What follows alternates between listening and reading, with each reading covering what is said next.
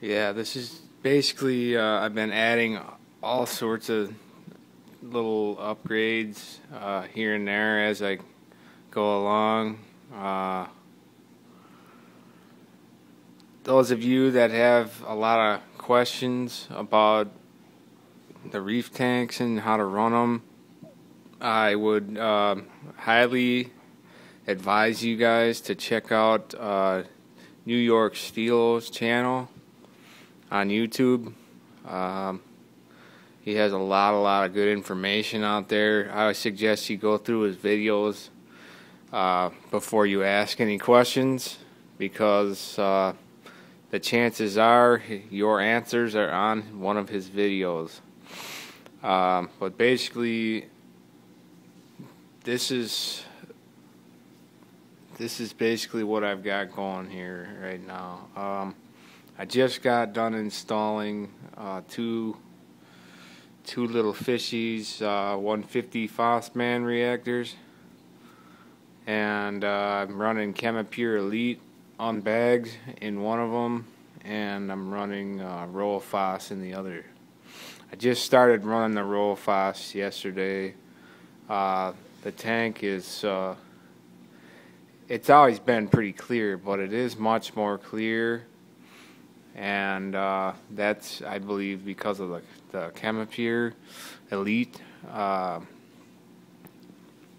Anyways, yeah, so I'm hoping that things will do even better after a little more time goes by. But anyways, yeah, I just give you a little walkthrough. I just added a coal tang the other day. It's getting along with the sail fin okay. I got a little bit of green algae on the back. I don't clean that purposely so that the coal tang and any algivores have something to eat. Usually my snails hang out on the back wall there. There ain't much algae in this tank, so I want to leave some in there so that the little algivores have something to eat. But basically, there's my oh, there's the coal tank. Yeah. So the star polyps are much bigger, as you can see. They're just going nuts. They're growing like branches and shit. I don't know what's going on there, but that frog spawn has been doing really nice too, much better. I've started adding supplements, cutting back a little bit on water changes. My intervals are about once every 2 months, 20% water change or so once every 2 months. And I'm hoping to prolong that even more as I learn about the chemistry. I've got a little bit of a detritus problem on the sand bed. I need to siphon that off. I just added some fighting conchs to help try and, stir the sand bed a little bit and move it around. I've got a bunch of live rock, as you can see. So the circulation, I have to have a lot of it. So I got two 950 power heads there, moving the water around pretty good. My anemone is nearly tripled in size since my last video. I got a little anemone crab in there that they're inseparable, those two. I've got a little bit of algae growing inside the anemone. From what I understand, that's like a surplus of nutrients, that the anemone is really healthy and it's stockpiling its food, basically. There's my sun corals. My hammer corals doing good. They're opening into new heads, getting new heads there. Got a brain coral up there that's doing good. Kenya tree is doing much better now that the angels aren't picking on it. Candy cane coral is doing good. All my polyps are doing real good. These things have been going nuts. If you guys ever have any of these in your tank and they're not doing very good, Give each head a piece of mysis every few days or so, and they'll start going nuts. You can do the same with your button polyps. They will start going nuts, but don't overdo it because you can easily cause nitrate spikes and shit like that. You don't want that. But yeah, I also wanted to show you guys, I never did this before on any of my videos. Wanted to show you guys the custom canopy that I got here, that I made.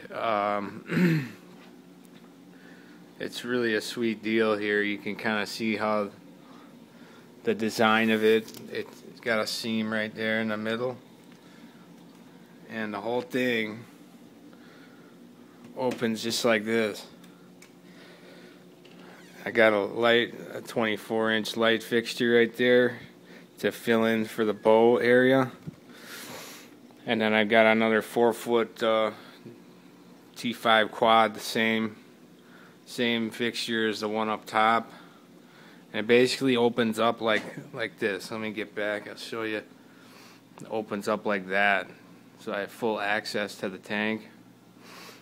It's a pretty sweet deal there. I'm loving this tank a lot.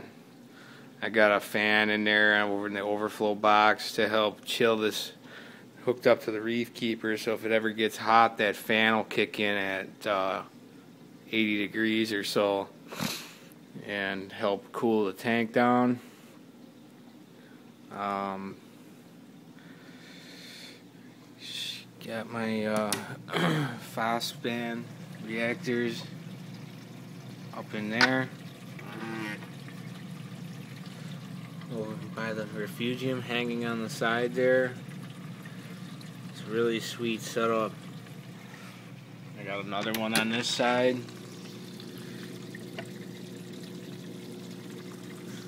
I got lids over everything, and because of the way plexiglass likes to warp, I always try and make things so that they're flippable. So once it warps one way, you flip it the other way, and it'll warp it back, so you don't have to deal with any freaking macaroni noodle acrylic lids.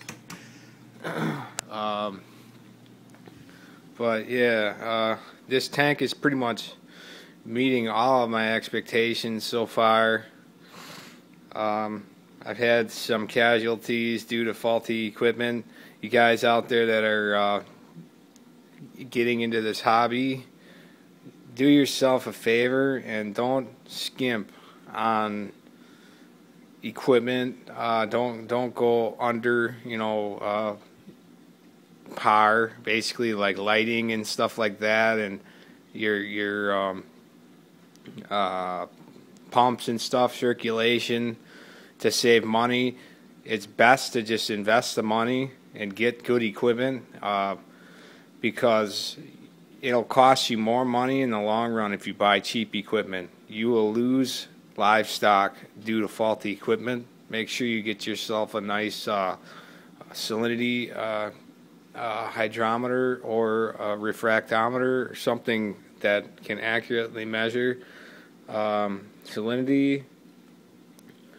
Internal UV sterilizers, I would highly advise you guys to stay away from internal UV sterilizers because of the way they can pollute your tank and kill all your fish. I damn near lost all of my fish due to an internal sterilizer, the JBJ Submariner. Started baking the plastic, and it started poisoning the tank with basically burnt plastic, and all my fish started dying. And yeah, that was not a good thing. So anyways, yeah, this is the update. Everything is doing good, so stay tuned for another update. Thank you.